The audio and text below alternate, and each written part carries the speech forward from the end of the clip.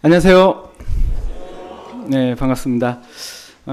캠페인 인사말로 인사하는 시간 갖도록 하겠습니다. 오늘은 인사는 마음을 따뜻하게 합니다 라는 인사말로 인사하도록 하겠습니다. 인사는 마음을 따뜻하게 합니다. 따뜻한 마음으로 항상 형제자매님들 반가운 마음으로 인사했으면 좋겠습니다.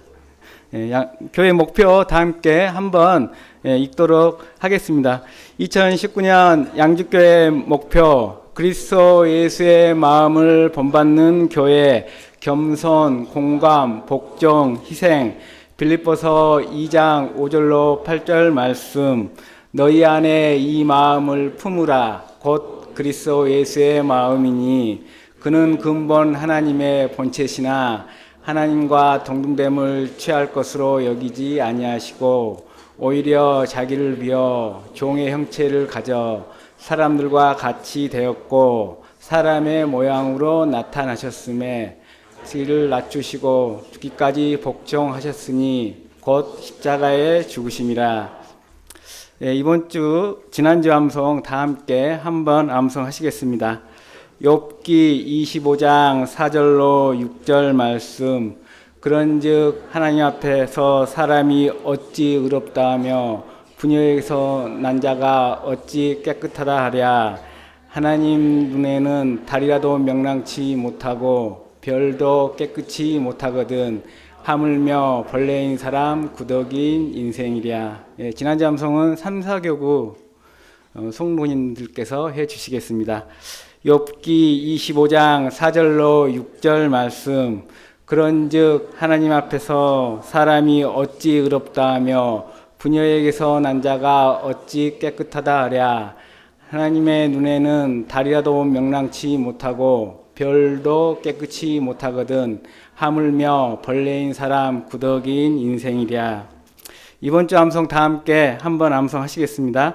시편 39편 4절로 5절 말씀. 여호와여 나의 정마가 연한의 어떠함을 알게 하사 나로 나의 연약함을 알게 하소서. 주께서 나의 날을 손 넓이만큼 되게 하심에 나의 생이 배 없는 것 같사오니 사람마다 그 든든히 선 때에도 진실로 허사뿐이니이다. 이번 주 암송은 1, 2교구 형제 자매님들이 해주시겠습니다. 시편 39편 4절로 5절 말씀. 여호와여 나의 종말과 연한의 어떠함을 알게 하사 나로 나의 연약함을 알게 하소서. 주께서 나의 손 넓이만큼 되게 하심에 나의 일생이 주의 앞에는 없는 것 같사오니 사람마다 그 든든히 선 때에도 진실로 허사뿐이니이다. 다음 주 암송 속시 참조해서 다 함께 한번 읽도록 하겠습니다. 시편 90편 3절로 4절 말씀. 주께서 사람을 티끌로 돌아가게 하시고 말씀하시기를 너희 인생들은 돌아가라 하셨사오니 주의 목전에는 천년이 지나간 어제 같으며 밤의 한 경점 같을 뿐입니다. 금일 말씀은 차양대 찬송 이후에 하순교회 항진욱 전도사님께서 하나님 말씀 대연해 주시겠습니다.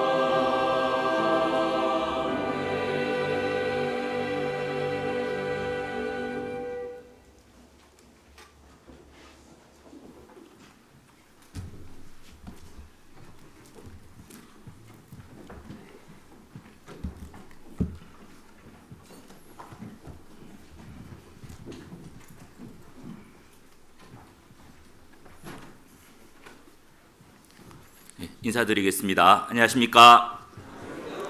예, 함께 기도하시겠습니다. 사랑과 은혜가 많으신 자비로우신 하나님 아버지 감사합니다.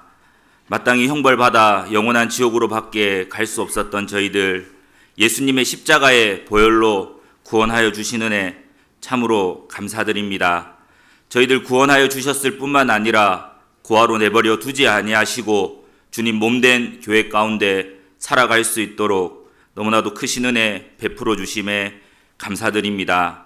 저희들 구원하여 주셔서 이 남은 인생 썩어져 가는 이 세상이 아니라 썩지 않고 쇠하지 않는 영원한 나라 그 천국을 소망하며 주님을 위해 복음을 위해 교회를 위해 살아갈 수 있게 은혜 베풀어 주심에 참으로 감사드립니다. 모이게 힘쓰라는 주님의 말씀을 따라 주일 또 이 자리에 올 수 있도록 우리의 마음과 발걸음을 교제 가운데로 인도하여 주심에도 참으로 감사드립니다. 주님께서 작정하신 이 마지막 때에 또 양주교회를 세워주셨습니다. 이 양주교회를 통해 많은 이뤄진 영혼들이 주님께 돌아오고 또 주님의 복의 근원이 되는 교회가 될 수 있도록 주님 인도하여 주시옵소서. 오늘 또 이 자리에 함께 하여야 하지만 함께하지 못한 형제 자매님들 계십니다. 혹 병중에 계신 형제 자매님들 계시다면 주님의 치료의 손으로 건강 회복하게 도와주시고 또 건강한 몸으로 신앙생활을 할 수 있도록 인도하여 주시옵소서. 어느 곳에 있든지 그 마음이 늘 주님께로 향할 수 있도록 붙들어 주시고 다음번 교제 때는 꼭 이 자리에 함께 할 수 있도록 주님 인도하여 주시옵소서. 오늘 또 양주교회 저녁에 또 찬양의 밤이 계획되어 있습니다. 또 찬양의 밤을 통해 또 전도할 수 있는 시간이 될 수 있도록 도와주시고 또 찬양의 밤을 준비하신 또 우리 찬양대 형제 자매님들 건강 또한 주님께서 지켜주시기를 간절히 기도드립니다. 그 무엇보다 우리 가운데 아직 구원받지 못한 가족들이 있습니다. 각 가정에 전도의 문 열어주셔서 사랑하는 가족들 하루빨리 구원받을 수 있도록 도와주시기를 간절히 기도드립니다. 또 이 시간 해외에서 복음이 전해지고 있습니다.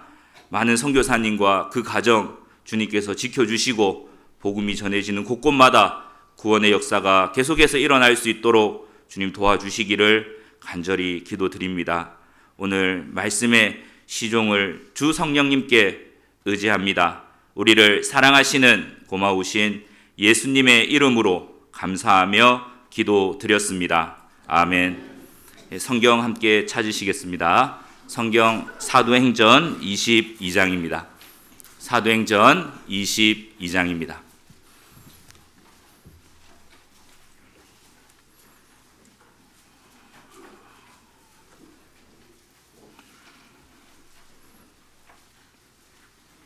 신약성경 226페이지입니다.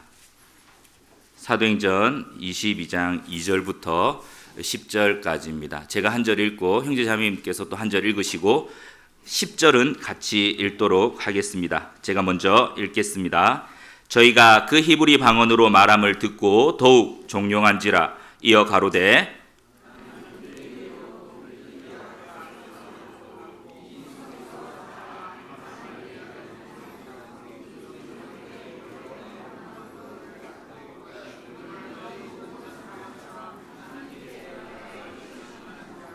내가 이 돌을 핍박하여 사람을 죽이기까지 하고 남녀를 결박하여 옥에 넘겼노니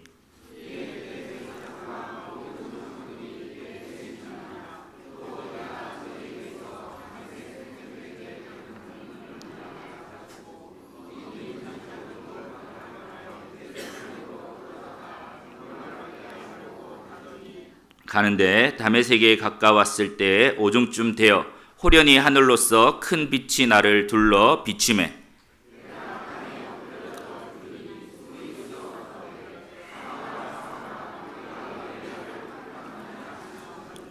내가 대답하되 주여 니시니까 하니 가라사대 나는 내가 핍박하는 나사렛 예수라 하시더라.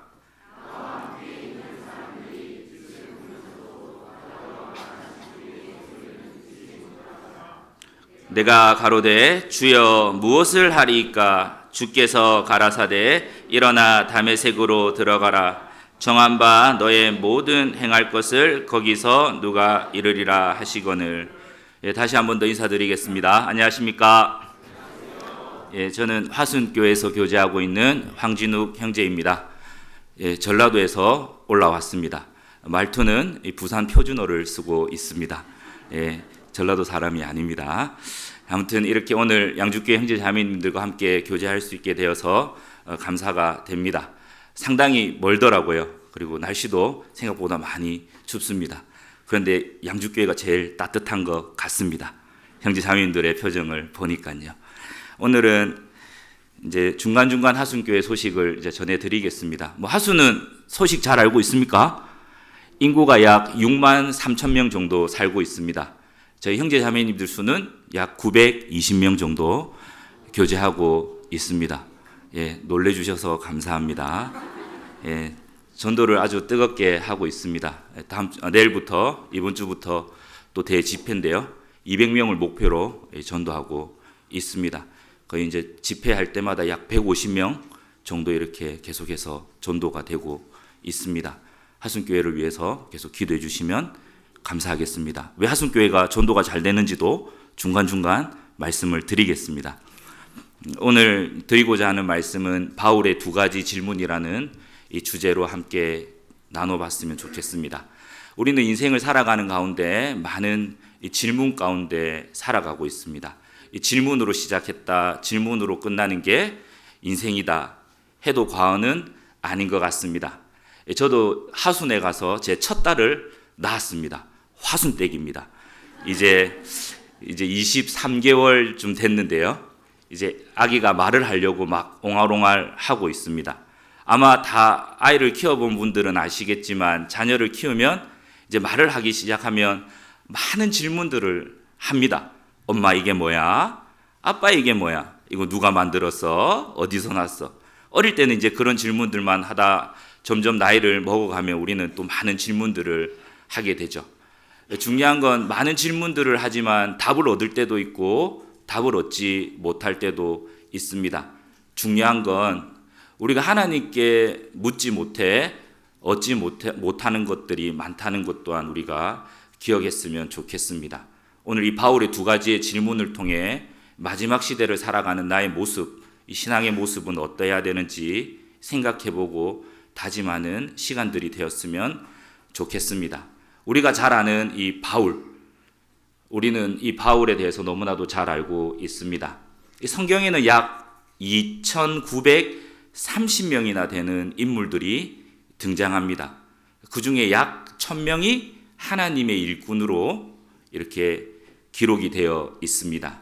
구약시대에 800명, 신약시대에 200명 정도가 하나님의 일꾼으로 쓰임을 받는 모습들이 성경에 기록이 되어 있습니다. 하나님이 많은 인물들을 기록한 이유는 그 인물들을 통해 하나님이 어떤 분이신지 더욱 구체적으로 알게 하기 위해서뿐만 아니라 또 그 인물들을 통해 우리 각 사람에게 주시고자 하는 교훈이 있기 때문에 많은 인물들이 성경에 등장합니다. 바울, 제가 부산에서 신앙생활을 했습니다. 청년회 때 교제를 하는데요. 이제 두 형제님이 대화를 합니다.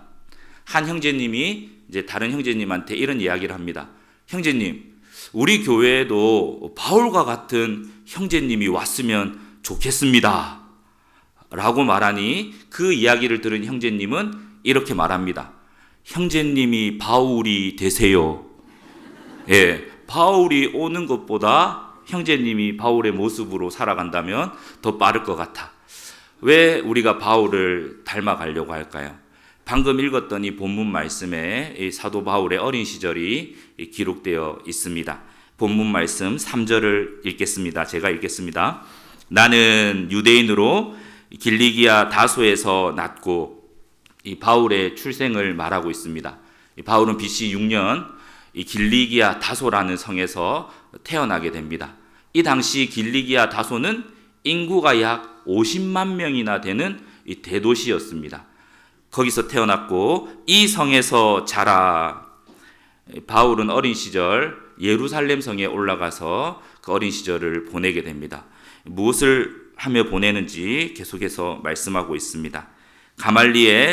가말리엘의 문화에서 우리 조상들의 율법의 엄한 교훈을 받았고 오늘 너희 모든 사람처럼 하나님께 대하여 열심하는 자라. 이 바울은 어린 시절부터 예루살렘 성에 올라가서 이 가말리엘 문화생이 되어서 하나님의 말씀, 이 율법을 배우며 자라게 됩니다. 이 당시 바리새파 중에 양대 산맥이 있었습니다. 이 샴마이 학파라고 해서 율법을 아주 엄격하게 해석하는 학파가 있었고 힐렐 학파라고 해서 이 율법을 유연하게 해석하는 학파가 있었습니다. 이 가말리엘 문화는 이 힐렐 학파에 속했던 거죠. 바울이 얼만큼 율법에 대해서 엄격했는지 빌립보서 3장 5절에 내가 8일 만에 할례를 받았고 라는 표현을 통해서 8일 만에 할례를 받을 정도로 이 바울은 율법을 엄격하게 어릴 때부터 지키며 살아왔던 인물이었습니다. 뿐만 아니라 하나님께 대해서 열심하는 자라고 소개하고 있습니다. 그 열심이 어떻게 나타났는지 4절에 말씀하고 있습니다. 내가 이 돌을 핍박하여, 이 돌은 예수님을 믿는 이 신앙을 핍박하고 예수님을 믿는 사람들을 핍박하여 사람을 죽이기까지 하고 남녀를 결박하여 옥에 넘겼노니, 그 하나님에 대한 열심은 다름 아닌 그리스도인들을 핍박하고 회방하는 모습으로 나타났습니다. 그가 교회를 핍박하고 해방했던 것은 유일하신 하나님을 섬기는 이 유대교 율법을 잘 지키는 것이라고 생각했기 때문에 이 예수님을 믿는 사람들을 잡아 죽이기까지 하고 옥에 가두기 위해 이제 대제사장들에게 공문을 받아서 다메섹으로 가는 장면이 여기에 기록이 되어 있습니다.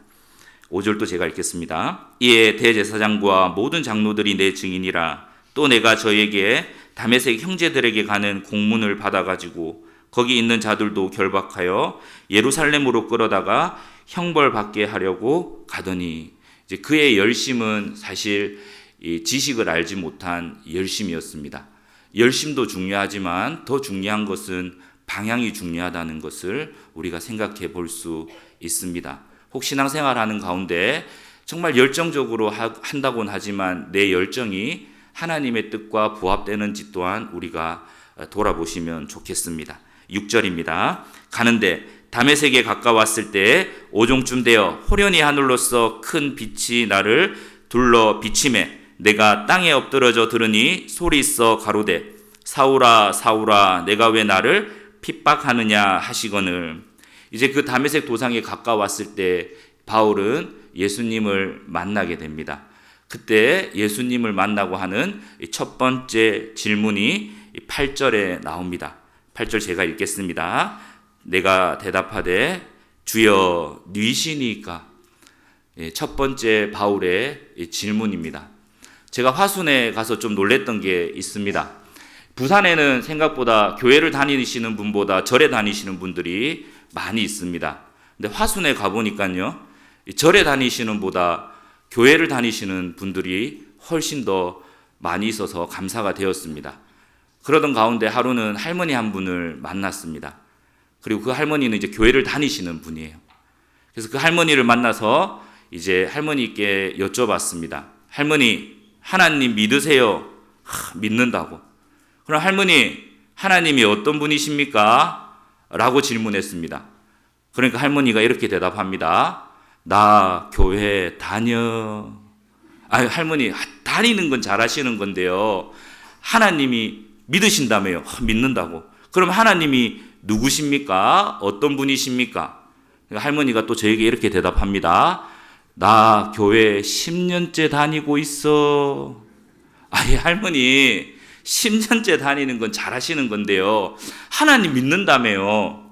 그 하나님이 어떤 분이십니까? 누구십니까? 다시 한 번 더 질문을 하니 할머니가 화가 났어요. 화가 나서 할머니가 저에게 이렇게 이야기합니다. 젊은 양반, 나 집사여. 참 대화하는데 많이 슬펐습니다. 혹 그런 질문들을 여기 앉아 계신 우리 형제 자매님들께서 받으신다면 주님을 어떻게 소개하시겠습니까? 주여 누이시니까. 주님이 누구십니까? 라고 누군가가 나에게 질문해 온다면 혹 여기 앉아 계신 형제 자매님들 중에 나 양주교회 다녀 그렇게 하실 분은 안 계시겠죠? 예, 믿기 위해서 반드시 먼저 돼야 될 게 있습니다. 먼저 알아야 믿을 수 있다는 거예요. 사실 그 할머니는 하나님을 믿는다고는 하지만 하나님을 믿지 않는 거죠. 모르니까요. 바울이 알고 믿었던 주님이 우리가 알고 믿는 주님이 돼야 될 겁니다. 바울은 주여 누이시니까 라는 질문만 한 것이 아니라 그 주님이 누구인지를 분명히 알고 믿었던 사람입니다. 사도행전 14장입니다. 사도행전 14장.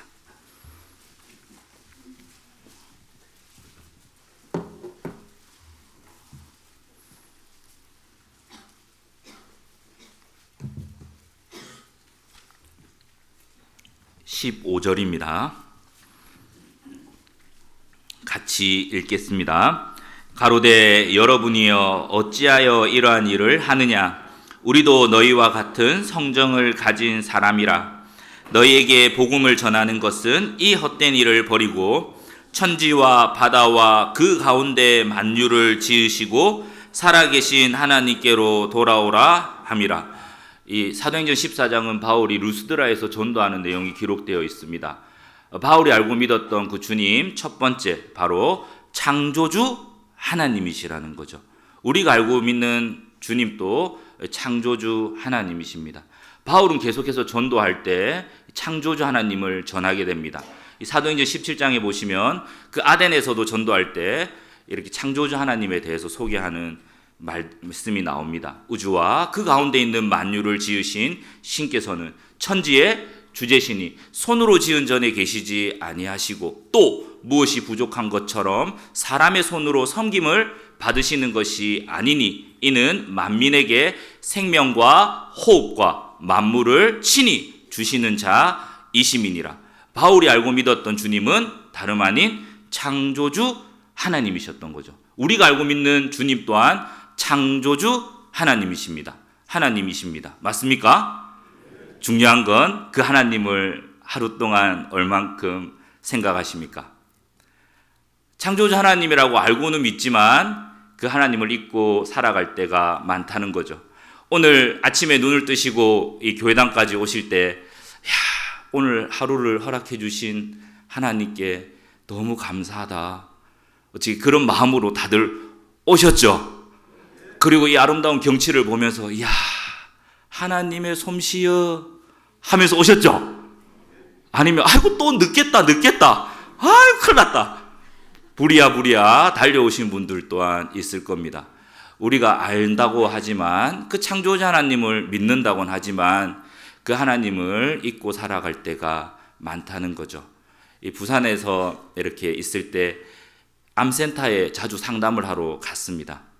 그리고 이제 50세 먹은 아저씨와 상담을 할 수 있는 기회가 있어서 상담을 했습니다. 그 아저씨에게는 이제 남은 시간이 한 달밖에 없습니다. 그 아저씨에게 질문했습니다. 아저씨, 무엇이 필요하십니까? 집이 필요하십니까? 집 필요 없답니다. 아저씨, 좋은 차가 필요하십니까? 좋은 차도 필요 없답니다. 아저씨, 그럼 도대체 무엇이 필요하십니까? 라고 질문하니 아저씨께서 이렇게 말합니다. 살고 싶다. 사람, 새는 죽을 때 그 울음이 슬프며 사람은 죽을 때 그 말이 정직하다고 했습니다. 그때 저는 마치 뒤통수를 한 대 얻어맞는 기분이었습니다. 누군가에게는 정말 살고 싶은 이 하루를 마치 당연히 살아가는 것처럼 살아가고 있는 제 모습을 발견했던 거예요. 그 창조주 하나님을 잊고 살아가니 이 하루의 귀중함을 잊고 살아갔던 거죠. 그 이후로는 정말 이 하루하루가 얼마나 소중한지를 매일 일깨우며 지내려고 노력하고 있습니다. 저희는 일본 니가타 교회를 후원하고 있습니다. 그 봉사회장님이 뇌에 이상이 생겨 쓰러지게 되었습니다. 그 형제님이 간증이 이렇습니다. 이제 정말 많이 위중했습니다. 근데 참 기적적으로 병에서 일어났고 간증하는 부분이 있었는데요. 그 형제님이 간증을 이렇게 합니다. 봉사형님께서 되게 젊으신 분입니다. 그런데 내가 살아가는 것이 아니라 하나님께서 오늘 하루를 살게 해주신다는 것을 참 많이 느끼는 시간이었다고 이런 간증을 들었습니다. 왜 우리가 창조주 하나님을 늘 일깨워야 할까요? 창조주 하나님을 일깨울 때 오늘 이 하루라는 시간이 얼마나 귀중한지를 다시 한 번 더 생각해 볼 수 있거든요. 우리는 이 창조주 하나님을 안다고 믿는다고는 하지만 때때론 그 하나님을 잊고 살아가기 때문에 이 하루가 얼마나 귀한지를 잊고 살아갈 수도 있다는 거예요. 여러분들한테는 이 하루가 얼마나 귀중하십니까? 사실 너무나도 귀중한 하루이죠. 뿐만 아니라 우리는 계속해서 집회를 통해 창조주 하나님에 대해서 배웁니다. 집마다 지은 이가 있으니 만물을 지으신 이는 하나님이시니라. 여호와는 하늘을 창조하신 하나님이시며 땅도 조성하시고 경고케 하시되 헛되이 창조치 아니하시고 사람으로 거하게 지으신 자신이라. 그 말씀에 나는 여호와라. 나 외에 다른 이가 없느니라. 창조주 하나님을 생각할 때마다 이 하루의 소중함을 알 뿐만 아니라 나라는 존재가 얼마나 소중한지를 또 한번 일깨워 줍니다. 우리는 그 창조주 하나님을 통해서 내가 어디서 왔으며 왜 살며 어디로 가는지에 대한 답을 얻게 되었거든요. 그런데도 불구하고 우리는 그 하나님을 잊고 살아갈 때가 많다는 거죠. 제가 강주교에서 잠시 있었습니다.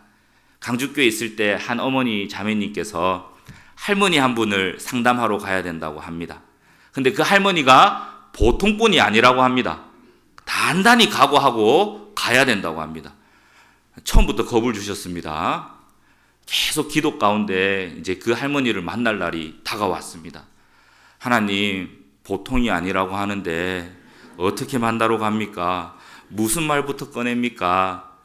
이제 결전의 날이 왔습니다. 탁 스쳐 지나가는 생각이 꽃을 사들고 가야겠다 라는 생각이 떠올라서 이제 꽃집에 가서 꽃 한 다발을 샀습니다. 8,000원. 센스 있는 사람은 꽃병도 사갑니다. 예, 센스 없는 사람은 꽃다발만 사가고요. 이제 센스 있는 사람은 그 꽃을 담을 꽃병도 사가셔야 돼요. 다이소 가니까 2,000원. 합이 10,000원. 예, 다이소 홍보하는 건 아닙니다.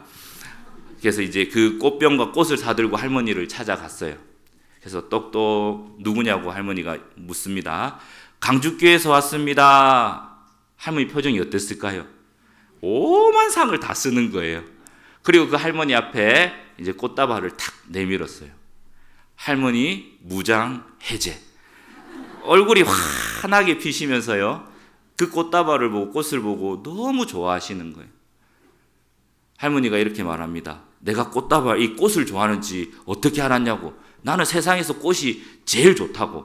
어떻게 알긴요? 그냥 사보니까 맞아 떨어진 거죠. 차마 그 말은 못하고요. 그러셨냐고. 예, 참 그 꽃을 보시고 좋아하시는 할머니를 통해 또 한 가지 사실을 알게 되었습니다. 할머니도 여자다 라는 것도 알게 되었습니다. 이제 꽃을 통해서 할머니도 이렇게 활짝 피셨을 때가 있으셨죠? 있었다고. 근데 할머니 어째요? 지금 다 시들어붙네요. 시들었다고. 할머니 꽃은 시들고 떨어지지만 할머니는 이제 하나님을 만나러 가셔야 됩니다. 쭉 꽃을 통해 상담을 이어갔는데요. 그 하나님께서 만드신 꽃을 통해 한 영혼의 마음을 여시는 하나님의 능력 또한 보게 되었습니다. 너무 감사한 시간들을 가졌던 거죠. 우리는 어떠합니까? 그 창조자 하나님을 안다고 믿는다고는 하지만 혹 그 하나님을 잊고 살아가기 때문에 이 하루의 귀중함 뿐만 아니라 나라는 존재가 얼마나 소중한지 잊고 살아가는 건 아닌지 한번 돌아보시면 좋겠습니다. 또 바울이 알고 믿었던 주님은 어떤 분이냐? 두 번째, 심판주 하나님이신 거죠. 로마서 14장을 보시겠습니다. 로마서 14장.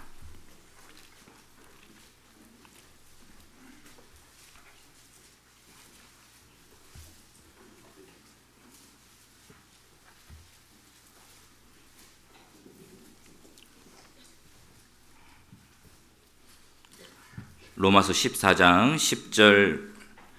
10절부터 12절까지 제가 읽겠습니다.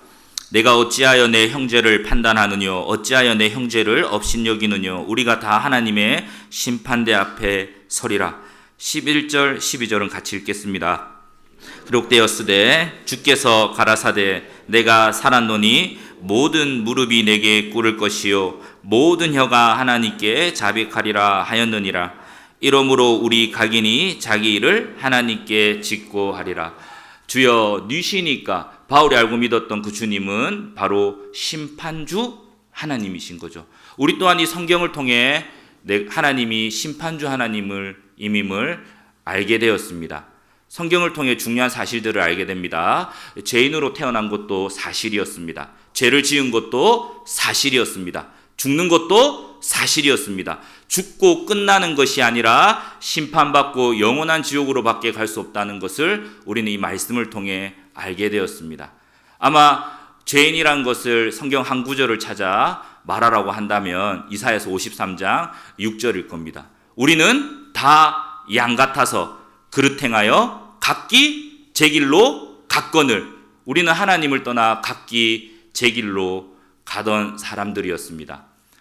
찬송가에 이런 찬송이 있습니다. 세상에서 방황할 때 나 주님을 몰랐네.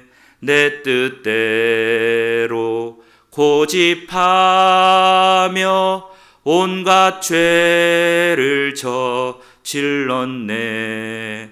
우리의 삶이 그랬습니다. 그러한 삶 가운데 살다 죽어 심판받고 지옥 갈 수밖에 없는 운명이라는 것을 알게 되었습니다. 너무나도 감사하게도 예수님의 죽으심과 부활을 통해 나의 모든 죄가 영원히 용서되었다는 것을 알게 되었던 거죠.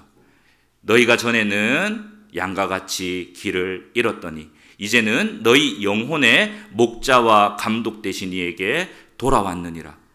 우리는 그 주님을 통해 주님께로 돌아오게 되었습니다. 뿐만 아니라 이제 죄의 형벌로부터는 구원을 받았지만 이제 구원받은 사람들에게 남은 심판대가 있음을 바울은 늘 인식하고 살았던 사람입니다. 고린도후서 5장 9절입니다.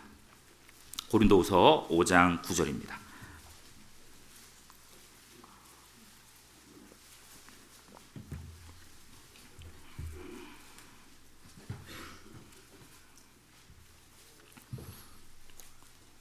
고린도서 5장 9절 10절 같이 읽겠습니다. 그런즉 우리는 거하든지 떠나든지 주를 기쁘시게 하는 자 되기를 힘쓰노라. 이는 우리가 다 반드시 그리스도의 심판대 앞에 드러나 각각 선악간에 그 몸으로 행한 것을 따라 받으려 함이니라. 바울이 알고 믿었던 주님은 심판주 하나님이셨던 거죠.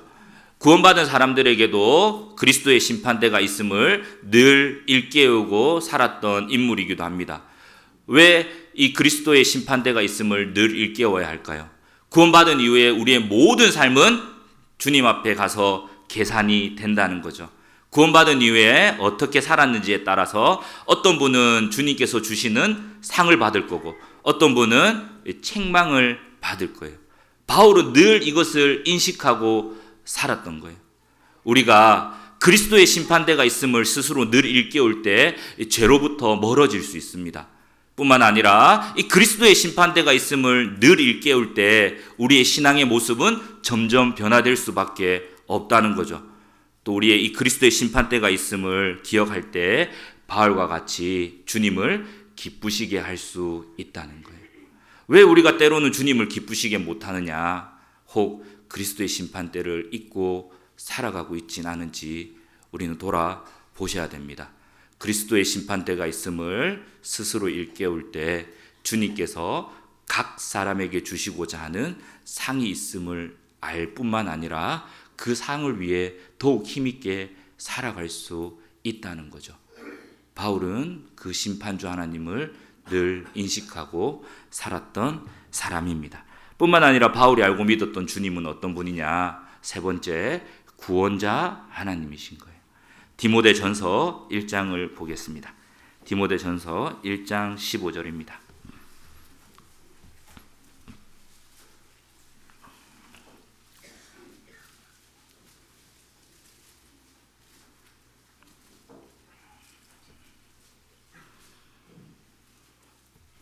디모데전서 1장 15절 같이 읽겠습니다. 미쁘다 모든 사람이 받을 만한 이 말이여 그리스도 예수께서 죄인을 구원하시려고 세상에 임하셨다 하였도다. 죄인 중에 내가 개순이라. 미쁘다, 참되다, 진실되다 모든 사람이 받을 만한 이 말이여 그리스도 예수께서 죄인, 여기 앉아 계신 각자 저도 포함되죠. 죄인을 구원하시려고 세상에 오신 분이 예수님이라는 것을 바울은 알고 믿었던 거죠. 우리가 알고 믿는 주님 또한 나를 죄에서 구원하신 구원자 하나님임을 알고 믿습니다.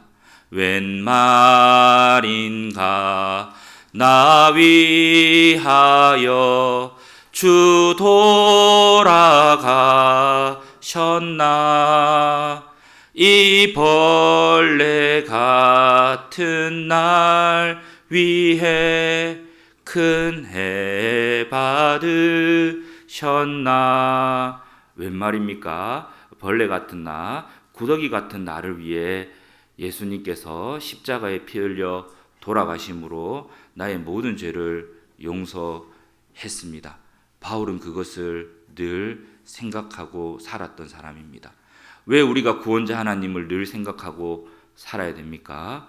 그 구원자 하나님을 생각할 때 내 삶의 주인이 내가 아니라 주님이라는 것을 생각할 수 있거든요. 그래서 바울은 갈라디아 2장 20절을 통해 말합니다. 내가 그리스도와 함께 십자가에 못 박혔나니 그런즉 이제는 내가 사는 것이 아니요 오직 내 안에 그리스도께서 사신 것이라. 내가 육체 가운데 사는 것은 나를 사랑하사 나를 위하여 자기 몸을 버리신 하나님의 아들을 믿는 믿음 안에서 사는 것이니라. 왜 때로는 우리는 선택의 기로에 있을 때 주님의 뜻이 아닌 혹 내 뜻대로 선택을 하는 걸까요? 구원자 그 하나님을 잊고 살아가기 때문이진 않을까요? 다시 말해 구원자 하나님을 생각할 때 이 주인이 바뀌었다는 것을 우리는 알 수 있습니다. 구원받기 전에는 내 삶의 주인은 나였지만 구원받은 이후에 나의 삶의 주인은 이 주님이라는 것을 우리는 말씀을 통해 알게 되었죠. 때로는 내 인생의 주인이 마치 내가 된 것처럼 살아갈 때가 많다는 거죠. 그 이유가 다름 아닌 구원자 하나님을 잊고 살아가기 때문에 그렇지 않은지 우리는 돌아보셔야 됩니다. 그래서 바울이 전한 것은 예수 그리스도가 우리 주 되신 것을 전했다고 고린도후서 4장 5절 말씀에 말씀하고 있습니다. 여러분들은 무엇을 전하고 있습니까? 예수님이 나의 주인됨을 전하셔야 돼요. 혹 왜 전하지 못하고 있습니까? 예수님이 나의 주인 된 것을 잊고 살아가고 있기 때문에 전하지 못하고 있진 않는지 우리는 돌아보셔야 돼요. 주여 뉘시니까 구원자 하나님이라는 것을 안다고 믿는다고는 하지만 그 주님을 때론 잊고 살아갈 때가 많다는 거죠. 중고등부 수양회를 갑니다. 그때마다 학생들이 상담해오는 내용들이 많습니다. 대부분의 상담이 제가 구원 받았는지 구원 안 받았는지 모르겠습니다 라는 상담을 많이 옵니다. 그럴 때 저는 똑같이 상담을 해줍니다. 형제님, 자매님, 하루 동안 나를 구원해 주신 그 예수님을 얼만큼 생각하십니까? 라고 물으면 놀랍게도 하루에 한 번도 생각 안 한다는 거예요. 뿐만 아니라 나를 구원해 주신 그 복음의 말씀을 하루에 몇 번 생각하십니까? 라고 질문하는데 놀랍게도 한 번도 생각 안 한다는 겁니다. 의심스럽게 살아가니까 의심스럽게 살아가니까 자기의 구원을 의심할 수밖에 없는 거죠. 혹 여기 앉아 계신 형제 자매님들은 나를 구원해 주신 그 주님, 그 복음의 말씀을 하루에 몇 번 생각하고 살아가십니까? 안다고 하지만, 믿는다고는 하지만 때로는 우리는 그 구원자 하나님을, 나를 죽기까지 사랑하신 그 주님을 잊고 살아갈 때가 많다는 거죠. 왜 내 삶의 주인이 때로는 내가 되어 내가 하고 싶은 대로 합니까? 구원자 하나님을 잊고 살아가기 때문에 그렇진 않은지 돌아보셔야 돼요. 바울이 또 알고 믿었던 그 주님은 어떤 분이냐? 네 번째, 임마누엘 하나님이셨던 거예요. 고린도전서 15장입니다. 고린도전서 15장 10절입니다.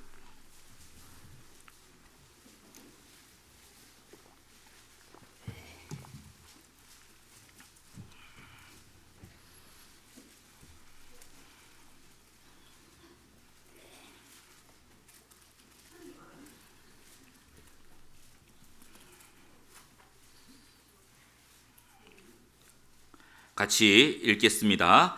그러나 나의 나된 것은 하나님의 은혜로 된 것이니 내게 주신 그의 은혜가 헛되지 아니하여 내가 모든 사도보다 더 많이 수고하였으나 내가 아니요 오직 나와 함께 하신 하나님의 은혜로다. 나와 함께 하신 하나님의 은혜로다. 바울이 알고 믿었던 주님은 다름 아닌 임마누엘 하나님이셨던 거죠. 주님이 나와 함께 하신다. 아마 성경 말씀 가운데 가장 위로가 되는 말씀이 있다면 저는 단언코 그 주님께서 나와 함께 하신다는 것. 마태복음 28장 20절에 세상 끝날까지 내가 너와 함께 하리라. 그 말씀이 사실 가장 위로가 됩니다. 여러분들은 어떻습니까? 나와 함께 하시는 하나님을 늘 생각하면서 지내고 계십니까? 학예 수양회 이번 여름 때요, 중고등부 여학생을 상담하는 시간이 있었습니다. 15살입니다. 여학생입니다. 그 아이가 처음으로 이번 수양회에 왔습니다. 그 아이가 첫 번째 말씀, 두 번째 말씀을 듣고 상담을 받으러 왔습니다. 그리고 와서 이렇게 저에게 말합니다. 와, 진짜 신기한 것 같습니다. 성경이 사실이네요. 성경이 사실이라는 증거가 너무 많습니다. 정말 하나님 계시네요. 이렇게 쭉 얘기를 합니다. 그래서 정말 잘 들었구나 이렇게 이야기를 하는데 그 친구가 저에게 이렇게 합니다. 그런데 저 하나님 안 믿을래요. 아니 실컷 뭐 사실이다, 증거가 있다, 하나님 계시다 말 다 해놓고 마지막 가서 한다는 말이 안 믿는답니다. 왜 안 믿으려고 하냐? 증거도 이렇게 많고 하나님 계시다는 거 아는데 믿지. 이제 그 아이가 이렇게 얘기합니다. 2살 때 부모님이 자기를 버리고 갔답니다. 그리고 이모 품에서 컸답니다. 근데 그 이모가 다른 이모한테 또 보낸 거예요. 또 다른 이모가 그 애를 키웠습니다. 근데 그 이모가 고모한테 또 보내는 거예요. 고모가 키우다가 또 그 애를 갖다가 큰아버지한테 보내는 거예요. 근데 그 애기가 큰아버지한테 갔을 때는 이런 생각을 했답니다. 큰아버지는 설마 나 안 버릴 거야. 왜 그런 생각을 했니? 라고 물어보니 큰아버지 집이 미국이었어요. 그 어린 나이에 미국까지 간 거예요. 설마 미국에서 한국까지 다시 보내겠냐? 그런 마음에 큰아버지는 나를 안 버릴 거야 라고 생각했답니다. 어떻게 됐을까요? 근데 아니나 다를까 그 큰아버지가 그 아이를 다시 한국으로 돌려보냅니다. 할머니한테. 지금은 할머니하고 살고 있답니다. 그러니까 그 15살밖에 안 된 그 어린 나이에 그 아이 마음에는 온통 버림받았다라는 마음밖에 없는 거예요. 누군가를 믿으면 자기를 다 버렸다는 거예요. 그래서 하나님도 자기가 믿고는 싶은데 하나님을 믿으면 하나님도 자기를 버릴까 봐 처음부터 하나님을 믿지 않겠다라고 얘기한 거였어요. 그래서 그 아이에게 쭉 말씀을 찾아서 하나하나 설명해 줬어요. 하나님은 인생이 아니시니 시건치 아니하시고 인자가 아니시니 후회하심이 없으시도다. 하나님은 인생이 아니라고. 세상 사람 다 너를 버려도 하나님만은 너를 버리지 않는다고. 그리고 구원받으면 하나님이 구원받은 사람과 세상 끝날까지 함께 하겠다고 약속했다고. 그리고 마태복음 28장을 찾아보죠. 마태복음 28장입니다.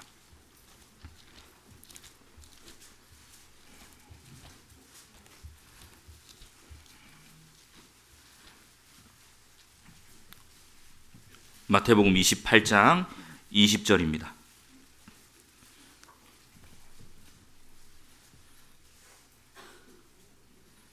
같이 읽겠습니다.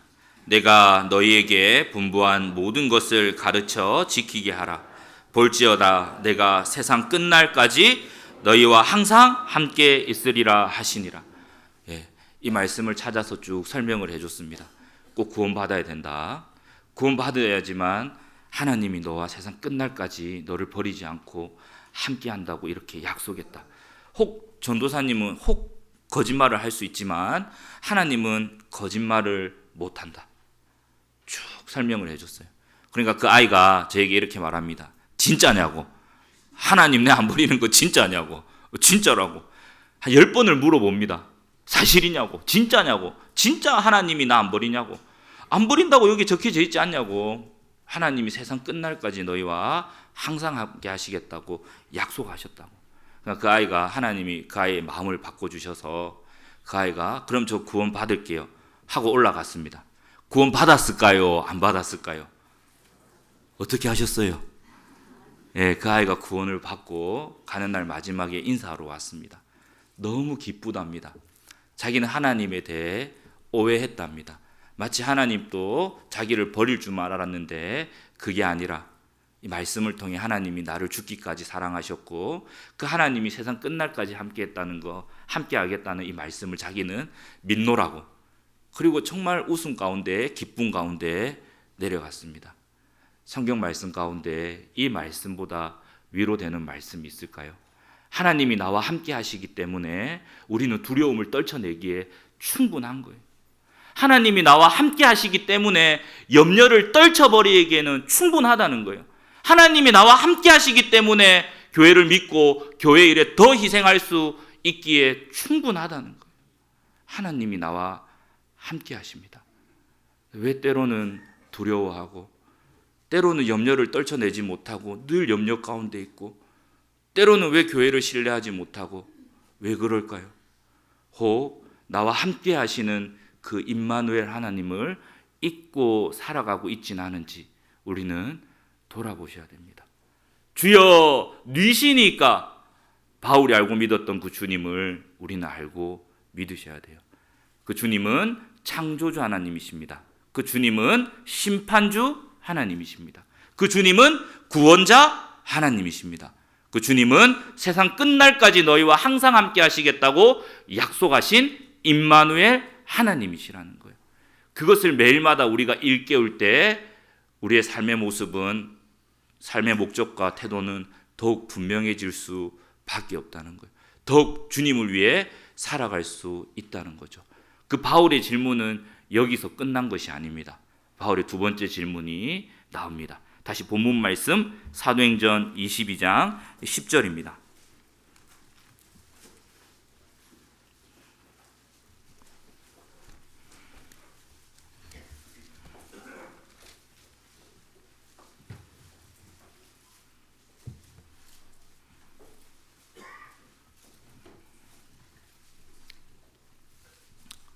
사도행전 22장 10절 제가 읽겠습니다. 내가 가로되 주여 무엇을 하리이까? 주께서 가라사대 일어나 다메섹으로 들어가라. 정한 바 너의 모든 행할 것을 거기서 누가 이르리라 하시거늘. 두 번째 질문이 나와 있습니다. 주여 무엇을 하리이까? 그리고 바울은 이 주님의 말씀대로 즉각적인 순종을 합니다. 사도행전 9장을 한번 보시겠습니다. 사도행전 9장. 사도행전 22장, 사도행전 9장, 사도행전 26장은 바울의 회심 사건이 기록된 장이기도 합니다. 사도행전 9장 20절입니다. 제가 읽겠습니다. 즉시로 각 회당에서 예수의 하나님의 아들이심을 전파하니. 22절 사울은 힘을 더 얻어 예수를 그리스도라 증명하여 다메섹에 사는 유대인들을 굴복시키니라. 그는 주님의 말씀에 즉각적인 순종을 하는 모습을 보입니다. 즉시로. 구원받은 사람의 특징이 있다면 즉각적인 순종입니다. 바울만 그랬던 게 아닙니다.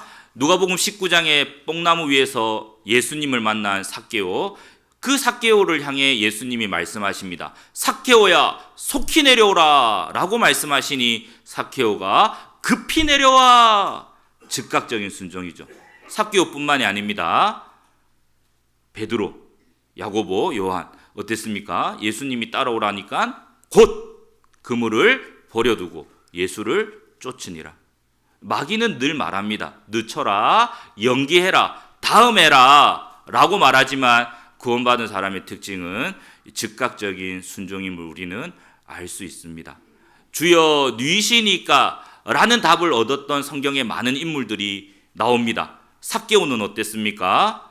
주님을 알고 자기 재산의 소유의 절반을 팔아 가난한 사람들에게 나눠주기로 하였습니다.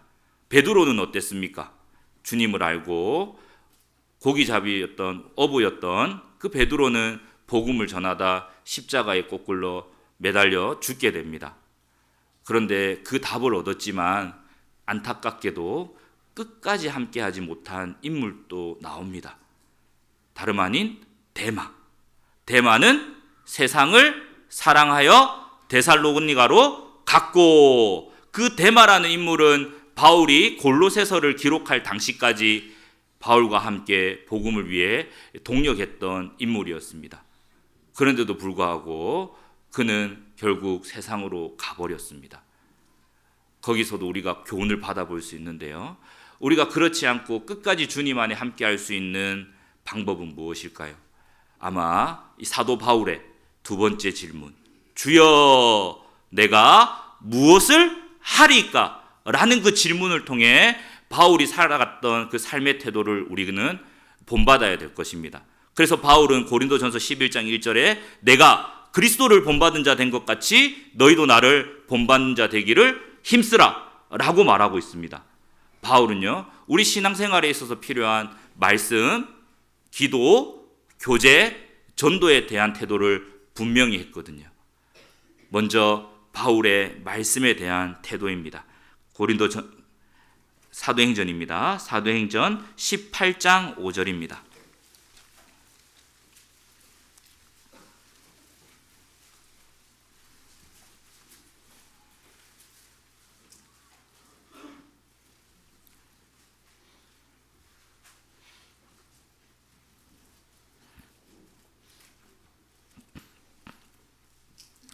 제가 읽겠습니다. 실라와 디모데가 마게도냐로서 내려오매 바울이, 같이 읽겠습니다. 하나님의 말씀에 붙잡혀 유대인들에게 예수는 그리스도라 밝히 증거하니 주여 무엇을 하리까?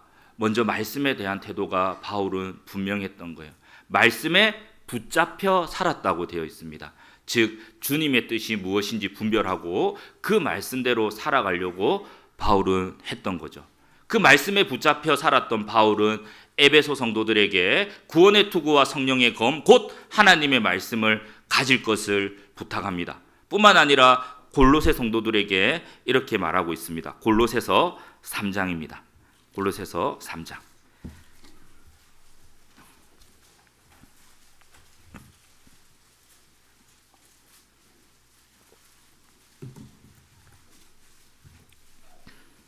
(16절입니다) 같이 읽겠습니다. 그리스도의 말씀이 너희 속에 풍성히 거하여 모든 지혜로 피차 가르치며 권면하고 시와 찬미와 신령한 노래를 부르며 마음에 감사함으로 하나님을 찬양하고. 말씀에 붙잡혀 살았던 그 바울은 골로새 성도들에게 그리스도의 말씀이 너희 마음속에 풍성히 거할 것을 말합니다. 하순교회가 전도가 잘 되는 이유는 이 말씀을 사모하는 분들이 참 많습니다. 말씀 배우는 시간이 많습니다. 한 달에 2번씩 집회가 있습니다. 매달. 그리고 토요일마다 아침 7시 기도원 학교가 있습니다. 힘들겠죠. 말씀을 사모하는 분들이 많습니다. 그리고 암송대회도 합니다. 작년까지는 야고보서 5개장을 암송했습니다. 근데 암송하는 분들이 너무 많아가지고 1등을 뽑기가 참 힘들었습니다. 그래서 올해부터 에베소서 암송을 합니다. 1장부터 6장까지. 설마 암송하실 분이 있을까 했는데 아니나 다를까 이번에도 암송하신 분들이 워낙 많으셔서 1등 뽑기에 조금 힘들었습니다. 1등 해외 선교 항공권이 나갑니다. 그것도 교회 돈이 아니라 누군가 또 이렇게 헌금을 해주셔서 그 돈으로 보냅니다. 말씀을 사모하는 분들이 많습니다. 말씀이 풍성하면 방금 읽었던 말씀처럼 또 하나님을 찬양한다고 되어 있습니다. 마치 이 말씀은 이 시편의 구조와도 같습니다. 시편의 말씀은 1편은 말씀으로 시작합니다. 복 있는 사람은 악인의 꾀를 쫓지 아니하며 죄인의 길에 서지 아니하며 오만한 자의 자리에 앉지 아니하고 오직 여호와의 율법을 즐거워하여 그 율법을 주야로 묵상하는 자로다. 복 있는 사람은 말씀을 묵상하는 자. 시편은 총 150편으로 되어 있습니다. 그 많은 시편 가운데 왜 하필 그 1편이 말씀으로 시작할까요? 그만큼 말씀이 중요하다는 거죠. 그리고 시편 150편은 찬양으로 끝납니다. 호흡 있는 자마다 여호와를 찬양할지어다. 할렐루야 라고 끝납니다. 왜 시편 1편의 말씀으로 시작했을까? 그만큼 말씀이 중요하다는 거예요.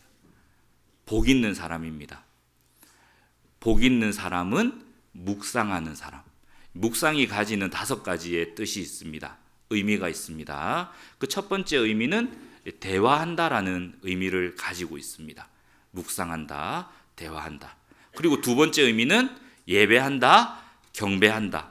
그게 묵상입니다. 즉 하나님의 말씀대로 실천하는 그 모습이 묵상하는 사람입니다. 세 번째는 하나님의 말씀을 마음에 채운다 라는 뜻이 묵상입니다. 명상하고는 틀립니다.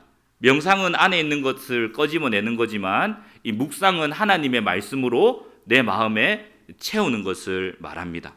그리고 네 번째 뜻은 말씀으로 깨끗하게 한다라는 뜻이 묵상입니다. 이는 곧 물로 씻어 말씀으로 깨끗하게 하사라는 말씀처럼 묵상이라는 것은 말씀을 통해 계속 깨끗하게 되어지는 것을 묵상이라고 합니다.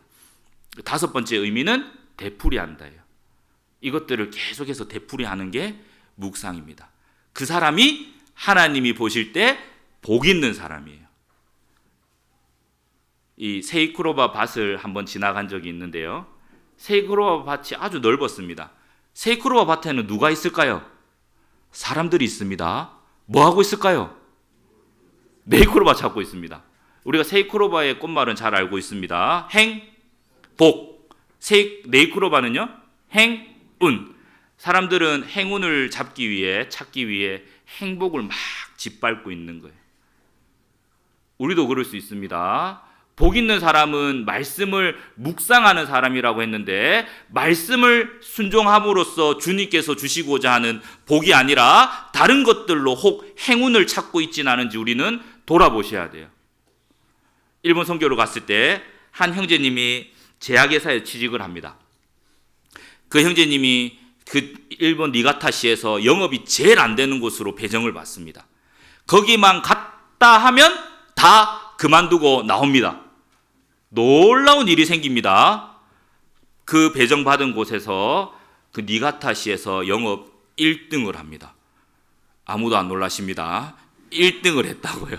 거기만 가면 나와야 되는데 거기서 1등을 해버렸습니다.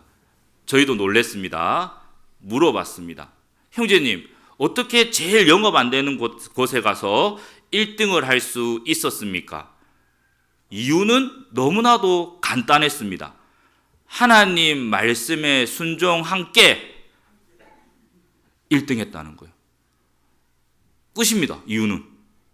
다른 어떤 이유가 없었습니다. 하나님 말씀에 순종하니까 하나님이 1등하게 해줬다. 그게 복 있는 사람이죠. 자기가 하나님 말씀에 불순종하고 영업하러 나가면요, 되던 것도 다 취소가 되고 안 되는 것을 하나님이 계속 알려줬던 거예요. 그러니까 이 형제님이 그래, 말씀 하나라도 내가 순종하고 살아야겠다. 계속 말씀에 순종하려고 노력하면서 사는 가운데 하나님이 그 니가타시에서 영업 1등을 하게 만들어주는 거예요. 여러분들은 무엇으로 복을 받고 있습니까?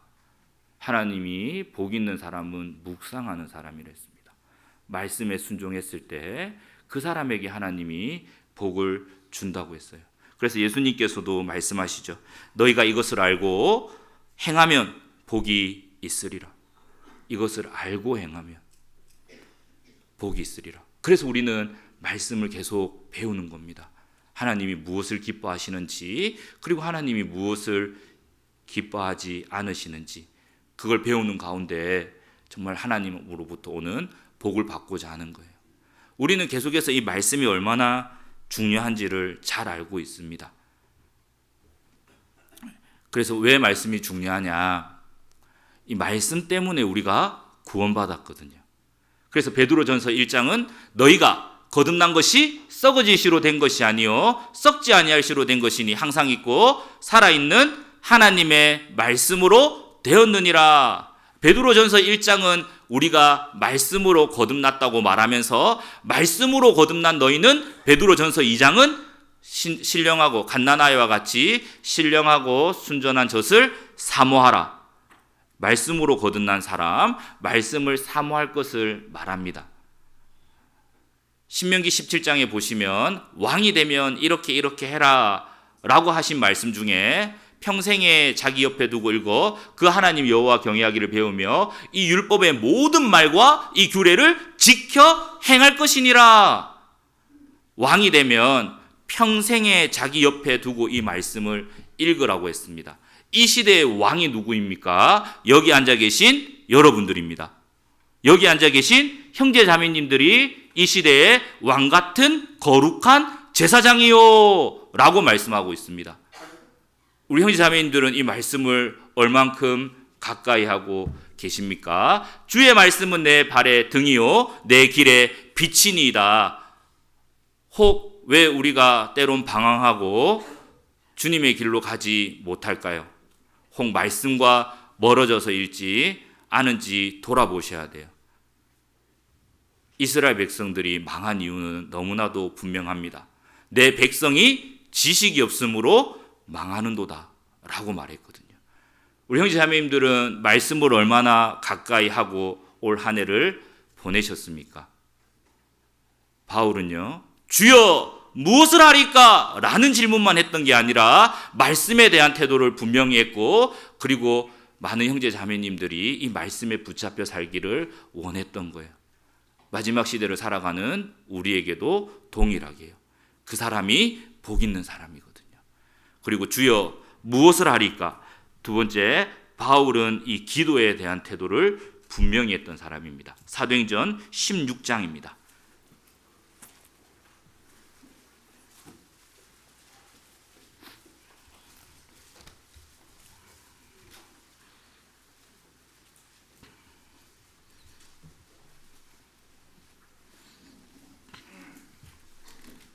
16장 13절, 14절 제가 읽겠습니다. 안식일에 우리가 기도처가 있는가 하여 문 밖 강가에 나가 거기 앉아서 모인 여자들에게 말하더니 두아디라 성의 자주 장사로서 하나님을 공경하는 루디아라 하는 한 여자가 들었는데 주께서 그 마음을 열어 바울의 말을 청종하게 하신지라. 또 16절도 제가 읽겠습니다. 우리가 기도하는 곳에 가다가 저마는 귀신 들린 여종 하나를 만나니 점으로 그 주인들을 크게 이야기하게 하는 자라. 25절 같이 읽겠습니다. 밤중쯤 되어 바울과 실라가 기도하고 하나님을 찬미하며 제수들이 듣더라. 이 바울은 항상 무슨 일을 하기 전에 항상 기도처를 찾았습니다. 이러한 모습을 통해 바울은 기도하는 사람이라는 것을 우리는 알 수 있습니다. 뿐만 아니라 바울이 썼던 서신서를 통해 바울은 늘 그 교회를 위해 기도하겠다고 기도한다라는 내용이 나와 있습니다. 바울은 기도에 대한 태도를 분명히 했던 사람이죠. 이 신구약 성경 통틀어 기도하라는 말씀이 몇 번 나올까요? 많이 하시지 마시고요. 약 950번이나 기도하라는 말씀이 나옵니다. 사무엘 선지자 또한 말합니다. 기도하기를 쉬는 죄를 결단코 범치 않겠노라고. 기도하는 것을 쉬는 것은 성경에서 죄라고 합니다. 그래서 바울은 데살로니가 성도들에게 쉬지 말고 기도하라 명령하고 있습니다. 왜 명령을 했을까요? 저절로 되는 것이 아니기 때문에 명령했던 거예요. 그리고 쉽게 되는 게 아니기 때문에 명령하신 거예요. 그렇다고 해서 결코 불가능한 것은 아니기 때문에 명령하신 거예요. 시편의 대부분은 다윗의 기도로 되어 있습니다. 뿐만 아니라 우리가 잘 아는 다니엘 선지자, 그는 기도의 사람이었습니다. 기도하면 사자굴로 던져 넣겠다라는 왕의 어인이 찍힌 줄 알고도 그는 하루에 3번씩 늘 예루살렘을 향해 창문을 열어놓고 목숨을 걸고 기도했습니다. 우리 형제 자매님들은 하루에 기도를 얼만큼 하시나요? 아마 기도를 쉬지 않고 하셨다면 천국 가서 다니엘 선지자하고 교제는 잘 되실 것 같습니다. 근데 혹 기도하기를 쉬는 죄를 범하고 있다면 아마 천국 가서 다니엘 선지자를 피해 다니셔야 돼요. 어떻게 하시겠습니까? 뿐만 아니라 우리가 잘 아는 1517년 종교개혁을 일으켰던 마틴 루터, 그는 기도의 사람이었습니다. 그는 하루에 2시간씩 기도했다고 되어 있습니다. 그리고 뿐만 아니라 그는 중요한 일이 있거나 바쁜 일이 있으면 우리는 어떻게 합니까? 바쁜 일 먼저 해놓고, 중요한 일부터 먼저 해놓고 기도하시죠. 마틴 루터는 바쁜 일이 있거나 중요한 일이 있으면 기도하는 시간을 1시간 더 늘려 3시간 기도했다 되어 있습니다. 여러분들은 어떻습니까? 그리고 우리에게 사실 기도의 본을 보여주신 분이 계시죠. 바로 예수님이죠. 예수님은 새벽, 오히려 미명에 새벽부터 기도하셨다고 되어 있습니다. 그리고 낮에는 어땠습니까? 그 바쁜 와중에도 따로 한적한 곳으로 가서 기도하셨다고 되어 있어요. 밤에 어떻습니까? 밤이 맞도록 기도하셨다 되어 있어요. 중요한 일을 앞두고 12제자를 세우기 전에 예수님께서는 밤이 맞도록 기도했다고 되어 있습니다. 그리고 예수님의 기도의 모습이 누가복음에 기록되어 있습니다. 누가복음 22장입니다.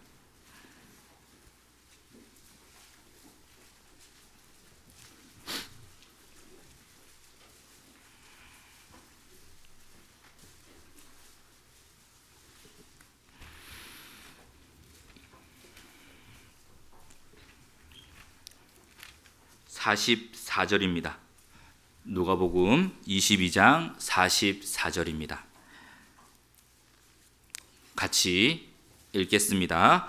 예수께서 힘쓰고 애써 더욱 간절히 기도하시니 땀이 땅에 떨어지는 핏방울 같이 되더라. 예수님의 기도한 모습이 자세히 기록되어 있습니다. 예수님은 기도하실 때요, 힘쓰고 애써 더욱 간절히 기도했다고 되어 있습니다.